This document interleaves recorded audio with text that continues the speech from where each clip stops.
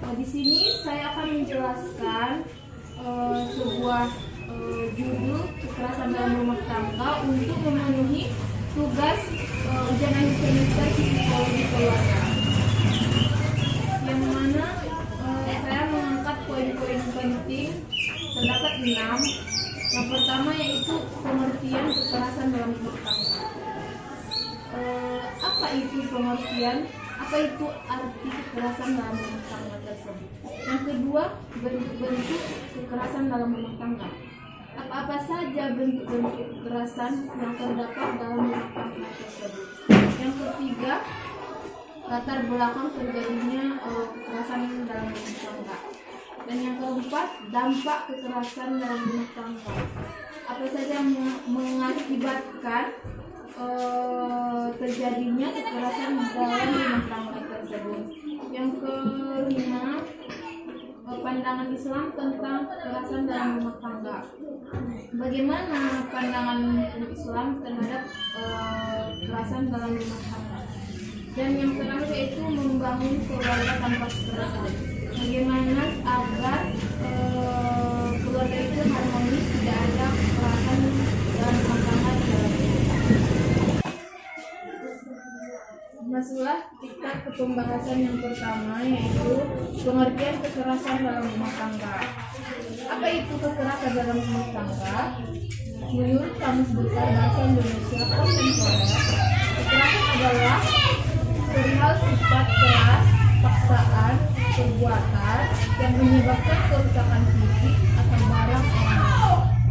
Sedangkan Kamus Webster mendefinisikan kekerasan sebagai penggunaan kekuatan fisik untuk melukai atau menganiaya, perlakuan atau prosedur yang kasar serta keras. Sedangkan dalam Undang-Undang Nomor 23 Tahun 2004 Pasal 1 yang menyatakan bahwa kekerasan dalam rumah tangga adalah setiap perbuatan terhadap seseorang, terutama perempuan, yang berakibat timbulnya kesengsaraan atau penderitaan secara fisik, seksual, psikologis, atau penalaran rumah tangga, termasuk ancaman untuk melakukan perbuatan pemaksaan atau perampasan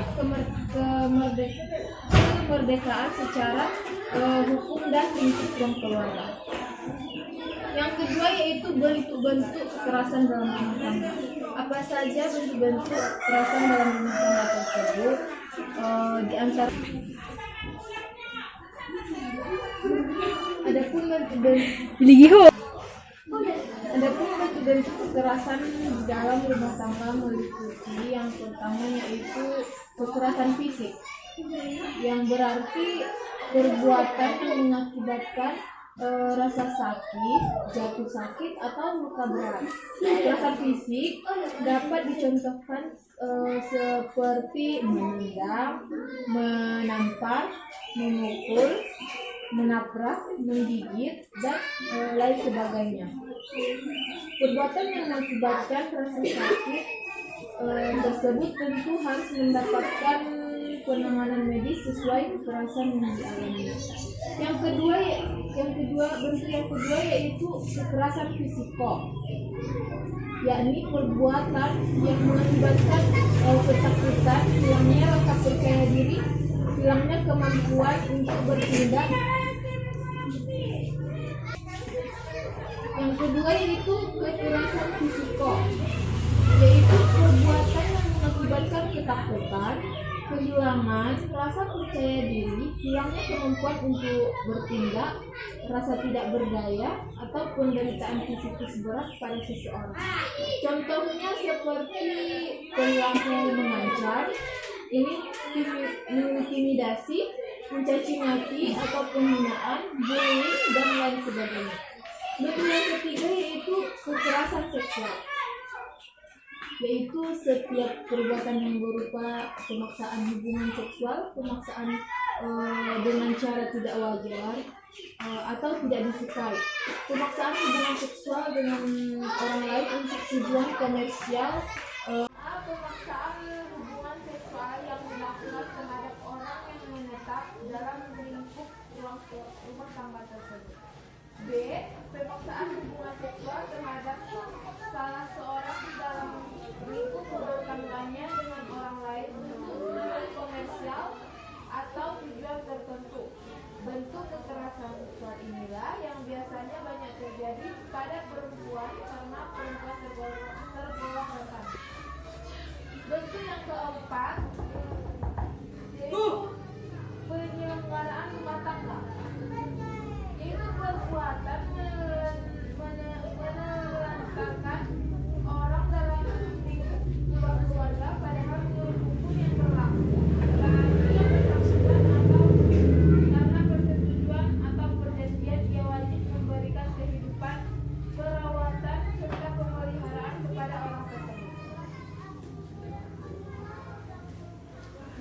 kelima yaitu kekerasan ekonomi.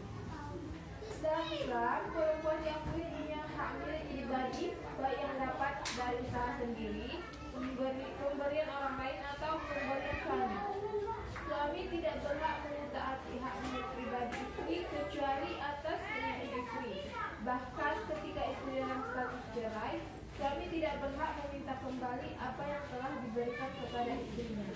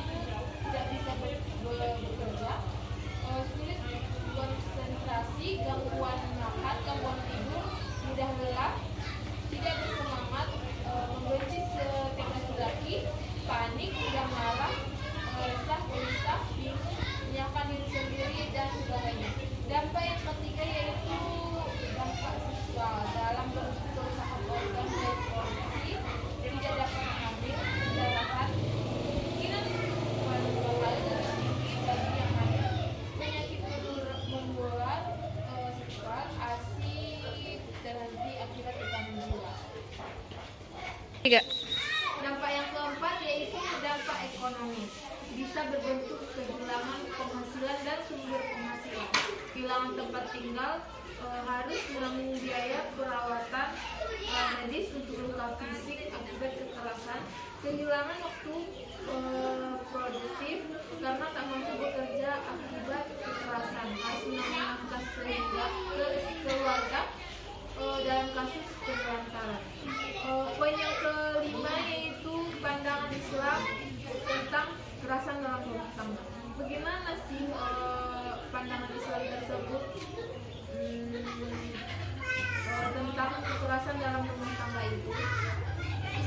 merupakan agama kedamaian dan penuh cinta kasih terhadap sesama.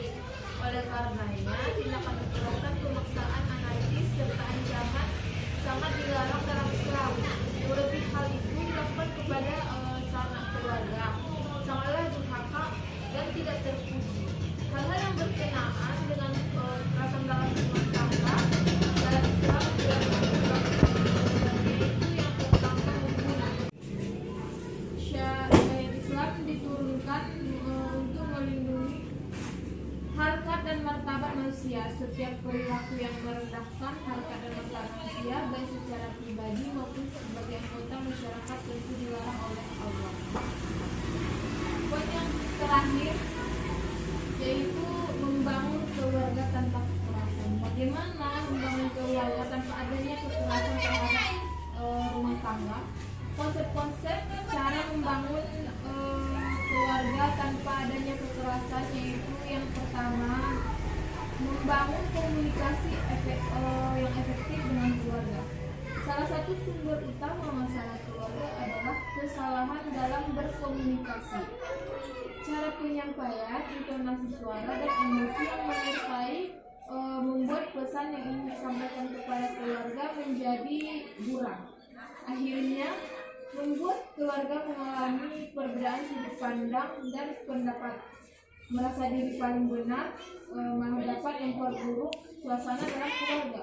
Oleh karena itu penting untuk membangun komunikasi efektif dengan cara tenangkan diri sebelum mulai komunikasi, dinginkan kepala agar tidak ada emosi yang menyertai. Yang kedua yaitu libatkan anggota keluarga dalam pengambilan keputusan. Pengambilan keputusan dalam keluarga biasa lebih sering dilakukan secara sepihak.